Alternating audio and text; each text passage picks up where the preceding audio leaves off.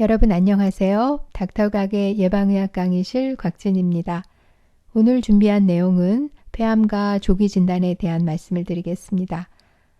폐암은 암 사망률 1위이자 최근 10년 사이에 사망률이 많이 증가된 악명이 아주 높은 암이기도 한데요.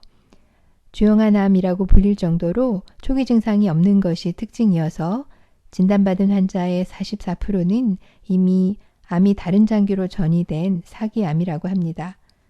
폐암 1기의 경우는 그 완치율이 80% 전후로 양호하지만 사기 같은 경우는 5% 이하로 그 진행 정도에 따라서 생존율이 급감하는 특성을 갖고 있습니다.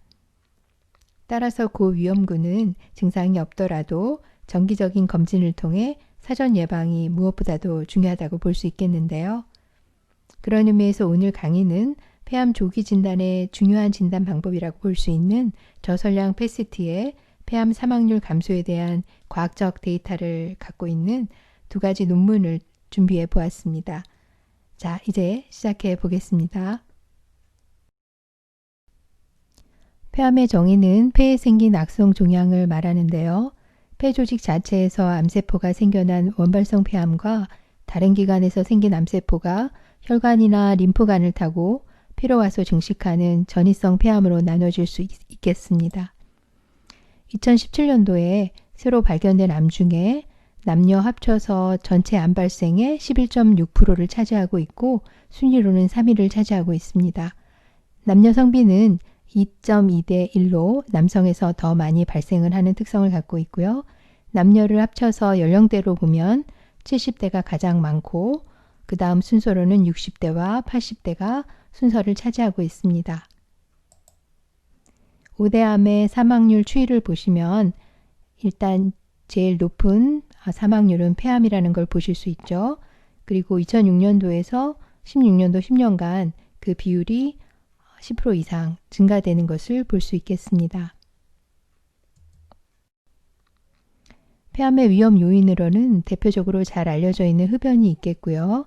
흡연은 발암물질로 알려진 것만 해도 한 60여 종 이상이라고 하는데 담배를 피우는 군이 피우지 않는 군에 비해서 폐암에 걸릴 위험은 15에서 80배까지 증가하는 것으로 보고되고 있습니다.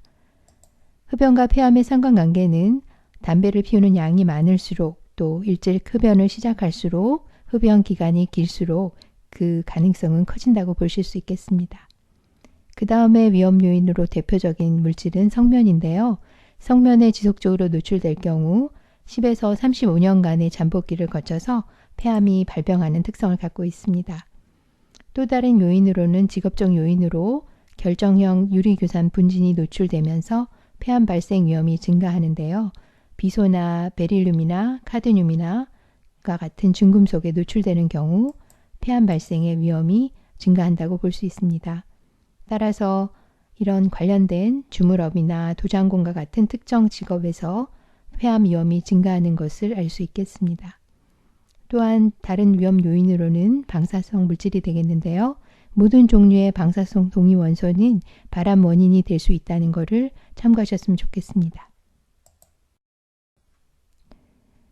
다음은 환경적 요인인데요. 환경적 요인으로는 디젤 연소물이나 대기오염 먼지 중에 발암물질을 함유하고 있는데 이들을 장기간 다량 노출했을 때 폐암 발생의 위험이 증가됩니다.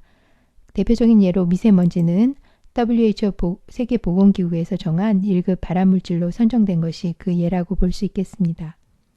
다음은 유전적 요인인데요. 폐암은 대부분 후천적 유전적 이상 때문에 발생하는 것이 특징이고 선천적 유전적 이상인 경우는 드물다고 합니다. 그렇지만 가족력이 있는 경우에는 그렇지 않은 사람들보다 발병 위험이 2배에서 3배 정도 증가된다는 보고가 있습니다. 다음은 폐암의 증상인데요. 증상은 그 병의 기에 따라, 즉 스테이지에 따라서 밀접한 관련성을 갖고 있습니다. 초기 폐암의 경우는 아까 말씀드린 것처럼 조용한 암이라 그랬죠. 대부분 무증상이어서 증상이 나타날 쯤 되면은 이미 병이 진행된 경우가 많이 있다고 볼 수 있겠습니다. 가장 흔한 증상으로는 기침이나 객혈, 흉통, 호흡곤란을 대표적으로 들 수 있겠고요. 그 외에 폐암이 생긴 부위에 따라서 어깨 통증이나 목이 쉰다거나 또는 가래 등이 동반될 수 있다고 볼 수 있겠습니다. 폐암의 진단 검사로는 선별 검사로서 흉부 X선 검사가 있겠고요. 다음은 저설량 PET-CT가 있습니다. 확진 검사로는 가래 세포 검사와 기관지 내시경 검사, 새침 흡입 검사 등이 있다고 볼 수 있겠습니다. 오늘 제가 설명드릴 대표적인 스크리닝 검사로는 저설량 PET-CT가 되겠는데요. 그러면 이런 저설량 PET-CT를 왜 해야 하는지에 대해서 몇 가지 요점을 말씀드리겠습니다. 저설량 PET-CT는 조기 폐암 진단에는 대표적인 진단법이 될 수 있고요. 또 폐암 사망률을 낮추는 보고도 과학적으로 데이터가 있기 때문에 권장되는 검사라고 볼 수 있겠고, 또 일반 CT와 다른 점은 방사성 노출량이 6분의 1 정도로 낮은 수준이기 때문에 그 장점을 갖고 있고, 또 조영제를 맞지 않아도 촬영 가능하기 때문에 금식 같은 것을 하지 않으셔도 되는 좋은 검사라고 볼 수 있겠습니다. 따라서 결론적으로 말하면 저설량 PET-CT 같은 경우는 3에서 5mm 정도의 작은 결절 같은 경우 엑스레이를 통해서 놓치는 경우가 있을 수 있는데, PET-CT를 통해서 작은 결절을 발견할 수도 있고요. 또한 심장이나 큰 혈관, 뼈 등에 의해서 가려진 부위의 결절까지도 발견할 수 있는 장점을 갖고 있다고 볼 수 있겠습니다. 우리나라에서는 2019년 7월부터 국가 폐암 검진을 시행하게 되는데요. 그 대상과 방법을 보시면 검사 대상은 만 54세에서 74세, 30년 이상의 흡연력을 가진 고위험군을 의미합니다. 폐암 검진의 필요성이 높기 때문에 검진 대상자로 결정이 됐고요. 검진 주기는 2년에 한 번 시행하고 있고, 검진 방법으로는 저설량 PET-CT를 방법으로 하고 있습니다. 오늘 설명드릴 연구 논문은 크게 두 가지가 되겠는데요. 두 가지 다 NEJM을 통해서 발표된 논문입니다. 한 가지는 2011년도에 발표된 내용이 되겠고요. 두 번째 설명드릴 내용은 2020년도에 발표된 내용입니다.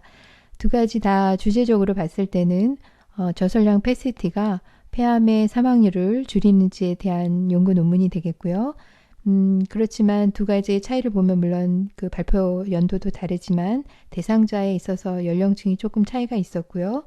또 연구군과 대조군이 첫 번째 연구 같은 경우는 저설량 PET-CT군과 체스트 엑스레이군을 비교했다고 볼 수 있고, 두 번째 논문, 최근에 발표된 논문은 저설량 PET-CT군과 스크리닝을 전혀 하지 않은 대조군을 비교해 봤다고 크게 차이를 둘 수 있고, 첫 번째 논문은 미국에서 시행된 국가 폐암 예방 그 시행에 대한 그 트라이얼이 되겠고, 두 번째 논문은 유럽에서 시행된 연구 논문이라고 볼 수 있겠습니다. 큰 차이는 그렇고 하나하나의 내용은 좀 자세히 들여다보도록 하겠습니다. 먼저 첫 번째 논문 2011년도 8월에 NEJM에 게재된 연구 논문이 되겠습니다. 연구 배경과 방법을 보시면 연구 배경 같은 경우 폐암은 아주 어그레시브한 특성을 갖고 있기 때문에 스크린 검사를 통해서 사망률 감소 노력을 좌절시키는 그런 특성을 갖고 있고요. 따라서 저설량 PET-CT가 그 출현을 통해서 조기 폐암의 발견을 할 수 있는 새로운 장을 열었다고 설명하고 있습니다. 따라서 국가 폐암 조기검진 임상 연구에서는 저설량 PET-CT가 폐암으로 인한 사망률을 줄일 수 있는지를 확인하기 위한 연구를 시행했다고 배경을 말하고 있고요. 그 연구 방법으로는 33군데 병원에서 5만 3천여 명의 폐암 고위험군 집단을 모집을 해서 대상자를 무작위 할당을 했습니다. 따라서 매년 그 할당군이 저설량 PET-CT를 받는 선별검사군 2만 6천여 명과 PA 체스트 엑스레이를 받는 2만 6천여 명을 나누어서 1년에 한 번씩 3년에 걸쳐서 검사를 시행을 했고요. 그 데이터는 2009년 12월까지 폐암의 발생과 폐암으로 인한 사망을 수집하는 연구 방법을 택했습니다. 연구 대상자의 특성을 보시면 저설량 PET-CT군과 대조군 간의 즉 엑스레이, 체스트 엑스레이군을 크게 나눠서 비교를 했고요. 대부분 연령층은 55세에서 69세 범위의 대상자가 많았고요. 또 인종적으로는 백인이 대부분 차지하는 연구였습니다. 남녀 비율은 한 60대 40 정도 됐었고 현재 흡연을 하는 군과 과거 흡연군은 거의 50대 50에 가까운 그런 비율이었다고 볼 수 있었습니다. 결과를 보시면 3년간의 선별검사 수행군의 그 수행률은 한 90% 이상을 차지했고요. 그 중에서 양성률은 저설량 패시티는 24.2%, 흉부 엑스레이는 6.9%로 그 양성률이 저설량 패시티가 아주 현격하게 높았고요. 그런 반면에 그 위양성의 가능성도 엑스레이에 비해서는 저설량 패시티가 높게 나왔습니다. 폐암의 발생률에 있어서는 10만 명당 저설량 패시티는 645명, 체스트 엑스레이 같은 경우는 572명으로 그 두 군간의 레이트 레시오는 1.13으로 저설량 패시티에서 폐암 발생률이 높은 것으로 나타났습니다. 또한 두 번째 연구 목표였던 폐암 사망률에 대한 부분은 10만 명당 그 체스트 엑스레이에 비해서 저설량 패시티가 사망률이 감소하는 것을 나타내 보였는데요. 그 감소율은 상대적으로 20% 정도 감소하는 효과를 통계적으로 의미 있게 보여주었습니다. 결론적으로는 저설량 패시티를 통한 선별 검사가 폐암으로 인한 사망률을 감소시켰다라는 결과를 보여주고 있습니다. 그래프를 통해서 보시다시피 폐암의 발생률에 있어서는 저설량 패시티가 체스트 엑스레이에 비해서 발생률이 높은 걸 볼 수 있고요. 폐암 사망률은 그와 반대로 저설량 패시티의 경우에 체스트 엑스레이군에 비해서 사망률이 20% 정도 감소하는 것을 보여주고 있습니다. 두 번째 연구는 최신에 발표된 연구 논문이고요. 아까 설명드린 것처럼 2020년도 2월에 발표됐습니다. 이 연구는 유럽에서 네덜란드와 벨기움에서 이루어진 연구가 되겠고요. 역시 동일한 내용의 저설량 패시티가 그 폐암 사망률을 어떻게 줄이는지에 대한 연구 결과라고 볼 수 있습니다. 역시 배경과 목적을 보시면 폐암은 전 세계 암 사망의 주요 원인이다라고 언급하고 있고 폐암의 진단 후 5년 생존율은 15%에 불과하다라고 지적하고 있습니다. 따라서 네덜란드와 벨기움의 그 인구 집단을 중심으로 RCT가 2000년도에 시행이 되었고요.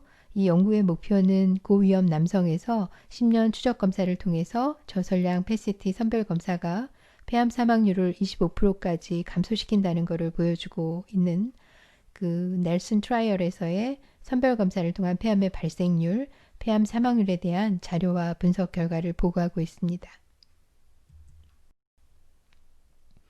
연구 방법은 네덜란드와 벨기에 네 군데 지역에서 50에서 74세 60만 명, 10명의 선발을 했고요. 그들 중에서 최종적으로 15,800여 명을 무작위 1대1로 할당했습니다. 그 중에 남성의 경우 13,195명의 남성이 해당이 됐고요. 그들을 베이스라인과 1년, 3년, 5.5년에 걸쳐서 4번에 걸친 CT 스크리닝을 했고요. 대조군 같은 경우는 설병 검사를 시행하지 않았습니다.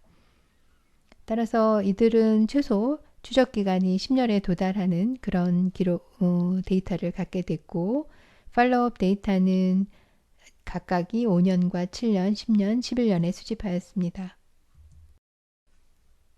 대상자의 연령층이 평균 58세로 나오고 있고요. 첫 번째 연구에 비해서는 비교적 젊은 층이라고 볼 수 있겠습니다. 또한 평균 흡연 양은 평균 38팩이어라고 볼 수 있고요. 현재와 과거의 흡연력을 보면 55대 45 정도의 비율로 나눠져 있었습니다. 결과를 보시면 남성에서의 경우 선별검사의 수행률은 90% 이상 차지됐고요. 10년간의 추적 검사에 따르면 폐암 발생률은 CT 선별군이 5.58, 또 대조군이 4.91 케이스로 CT 선별군에서 발생률이 높은 것을 보여줬고 폐암 사망의 경우는 CT군에서는 2.5명, 대조군에서는 3.3명으로 대조군이 사망률이 높은 것을 보여주고 있었습니다.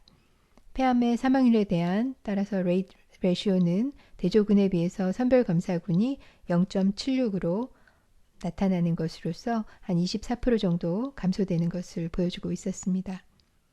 여성의 경우는 추적검사에서 레이트 레시오가 0.67로 나타났지만 그 수가 적어서 통계적인 유의성을 찾지는 못했습니다.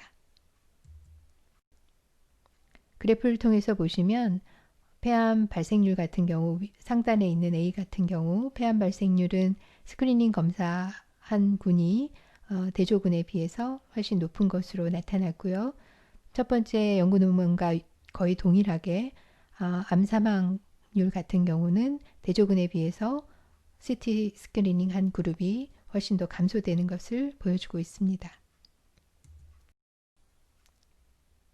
따라서 전체 레이트 레시오는 폐암의 경우 0.76으로 나타났습니다. 통계적으로 유의한 결과였습니다.